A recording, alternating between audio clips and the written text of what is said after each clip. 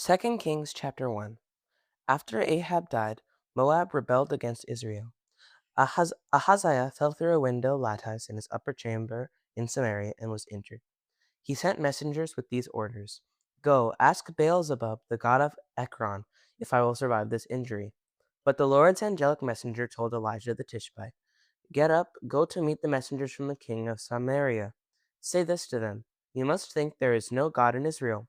That explains why you are on your way to seek an oracle from Baal-zebub, the god of Ekron.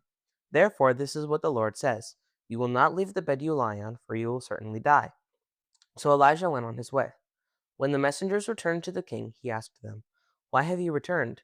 They replied, A man came up to meet us. He told us, Go back to the king who sent you and tell him, This is what the Lord says: You must think there is no God in Israel. That explains why you are sending for an oracle from Baal-zebub, the god of Ekron. Therefore you will not leave the bed you lie on, for you will certainly die. The king asked them, Describe the appearance of this man who came up to meet you and told you these things. They replied, He was a hairy man and had a leather belt tied around his waist. The king said, He is Elijah the Tishbite.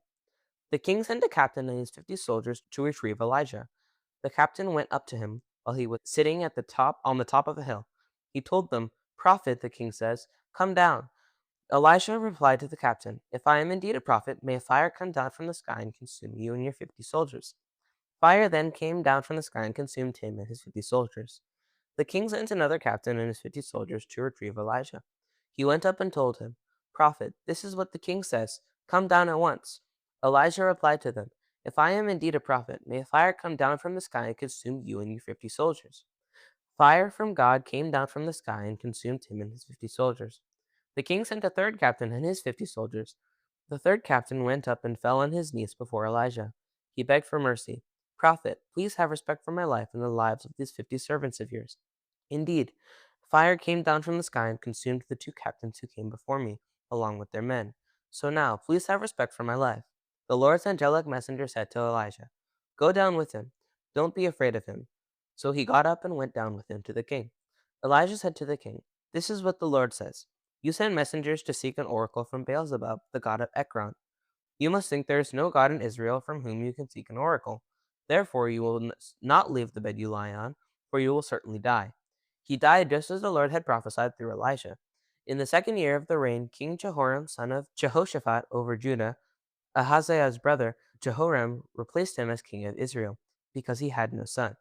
The rest of the events of Ahaziah's reign, including his accomplishments, are recorded in the scroll called the Annals of the Kings of Israel. 2 Kings chapter 2. Just before the Lord took Elijah up to heaven in a windstorm, Elijah and Elisha were traveling from Gilgal. Elijah told Elisha, Stay here, for the Lord has sent me to Bethel. But Elisha said, As certainly as the Lord lives and as you live, I will not leave you. So they went down to Bethel. Some members of the prophetic guild in Bethel came up to Elisha and said, Do you know that today your Lord is going to take your master from you? He answered, Yes, I know. Be quiet. Elijah said to him, Elisha, stay here, for the Lord has sent me to Jericho. But he replied, As certainly as the Lord lives and as you live, I will not leave you. So they went to Jericho. Some members of the prophetic guild in Jericho approached Elisha and said, Do you know that today the Lord is going to take your master from you?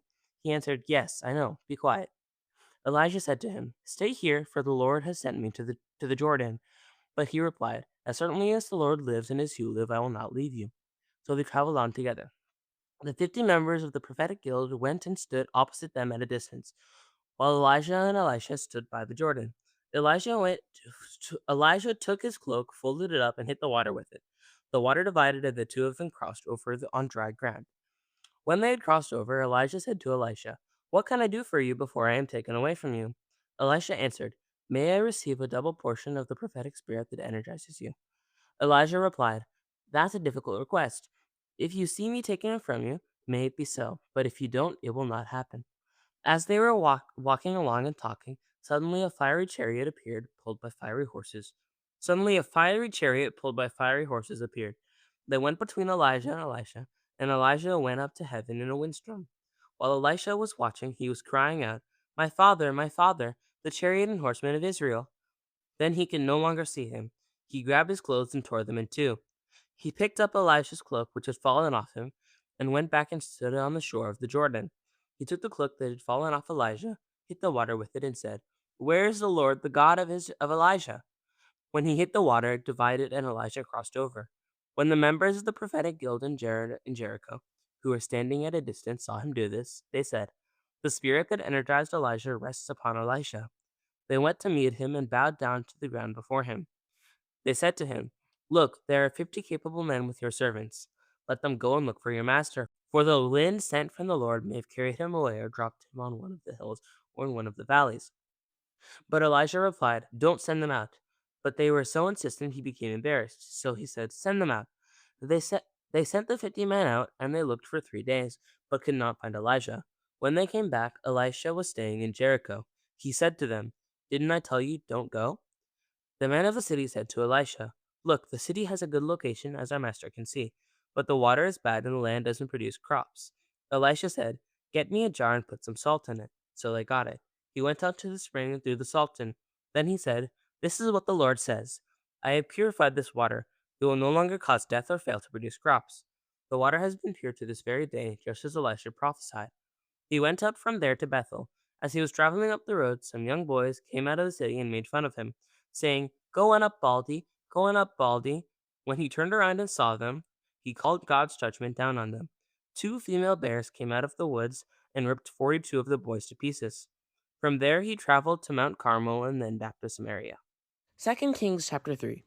In the 18th year of King Jehoshaphat's reign over Judah, Ahab's son Jehoram became king over Israel and Samaria. He ruled for 10 years. He did evil in the sight of the Lord, but not to the same degree as his father and mother. He did remove the sacred pillar of Baal that his father had made. Yet he persisted in the sins of Jeroboam, son of Nebat, who encouraged Israel to sin. He did not turn from them. Now King Mesha of Moab was a sheep breeder. He would send as tribute to the king of Israel 100,000 male lambs and the wool of 100,000 rams. When Ahab died, the king of Moab rebelled against the king of Israel. At that time, King Jehoram left Samaria and assembled all Israel for war. He sent this message to King Jehoshaphat of Judah: "The king of Moab has rebelled against me. Will you fight with me against Moab?" Jehoshaphat replied, "I will join you in the campaign. My army and horses are at your disposal." He then asked, "Which invasion route are we going to take?" Jehoram answered, "By the road through the desert of Edom." So the kings of Israel, Judah, and Edom set out together. They wandered around on the road for 7 days and finally ran out of water for the men and animals they had with them. The king of Israel said, "Oh no, certainly the Lord has summoned these 3 kings so that he can hand them over to the king of Moab." Jehoshaphat asked, "Is there no prophet of the Lord here that we might seek the Lord's direction?" One of the servants of the king of Israel answered, "Elisha son of Shaphat is here. He used to be Elijah's servant." Jehoshaphat said, "The Lord speaks through him." So the king of Israel and Jehoshaphat and the king of Edom went down to visit him. Elisha said to the king of Israel, "Why are you here? Go to your father's prophets or your mother's prophets." The king of Israel replied to him, "No, for the Lord is the one who summoned these 3 kings so that he can hand them over to Moab." Elisha said, "As certainly as the Lord who rules over all lives, whom I serve, if I did not respect King Jehoshaphat of Judah, I would not pay attention to you or acknowledge you. But now get me a musician." When the musician played, the Lord energized him, and he said, "This is what the Lord says: Make many cisterns in the valley, for this is what the Lord says: You will not feel any wind or see any rain, but this valley will be full of water, and you and your cattle and animals will drink. This is an easy task for the Lord. He will also hand Moab over to you. You will defeat every fortified city and every important city. You must chop down every productive tree, stop up all the springs, and cover all the cultivated land with stones." Sure enough, the next morning, at the time of the morning sacrifice, water came flowing down from Edom and filled the land. Now all Moab had heard that the kings were attacking, so everyone old enough to fight was mustered and placed at the border. When they got up early the next morning, the sun was shining on the water. To the Moabites, who were some distance away, the water looked red like blood. The Moabites said, "It's blood! The kings are totally destroyed.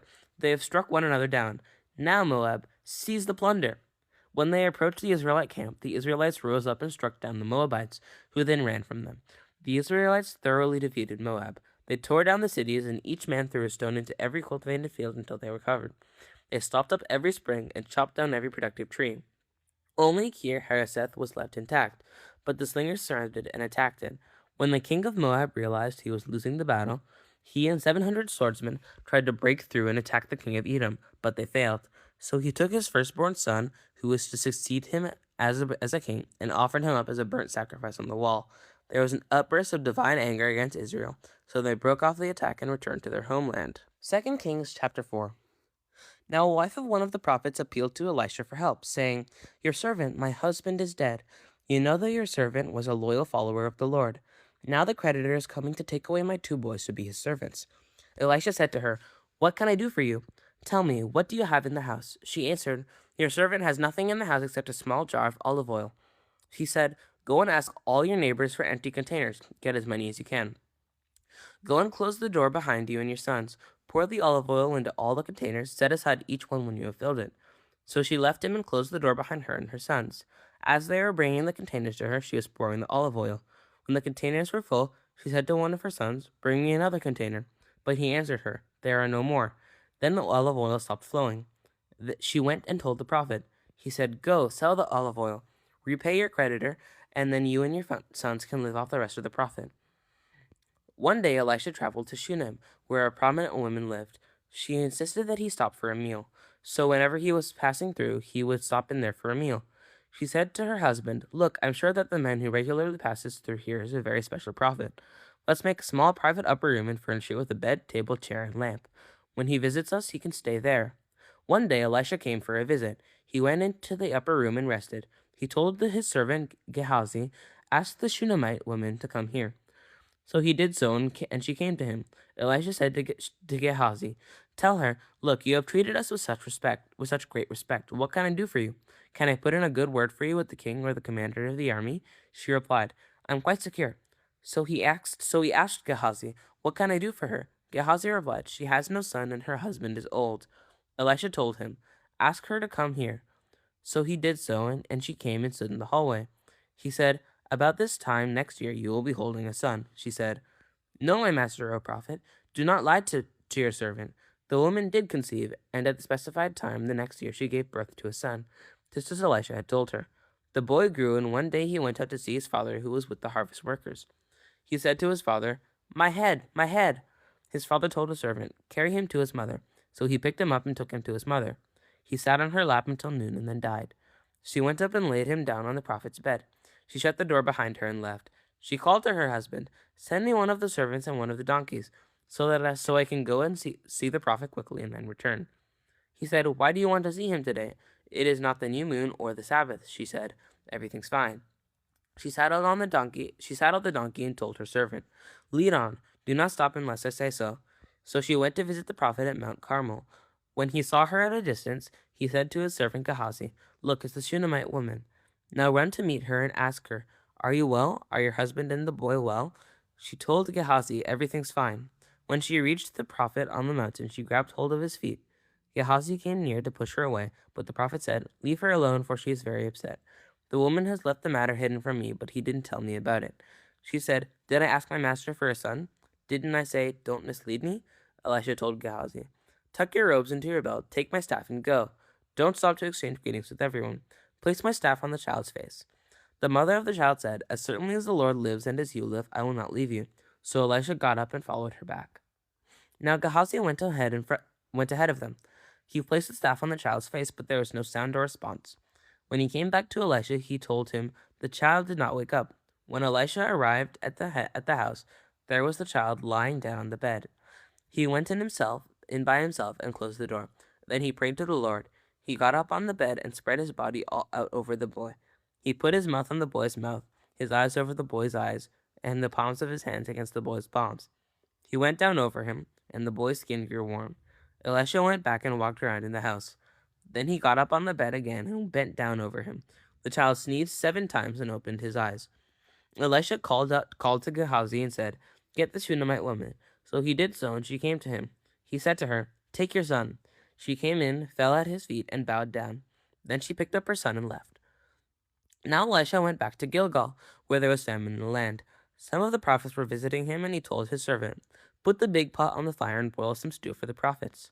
Someone went out to the field to gather some herbs and found a wild vine. He picked some of its fruit, enough to fill up the fold of his robe. He came back, cut it up, and threw the slices into the stew pot, not knowing they were harmful. The stew was poured out for the men to eat. When they ate some of the stew, they cried out, "Death is in the pot, O prophet!" They could not eat it. He said, "Get some flour." Then he threw it into the pot and said, Now pour some out for the men so they may eat." There was no longer anything harmful in the pot. Now a man from Baal-Shalisha brought some food for the prophet, 20 loaves of bread made from the first fruits of the barley harvest, as well as fresh ears of grain. Elisha said, "Set it before the people so they may eat."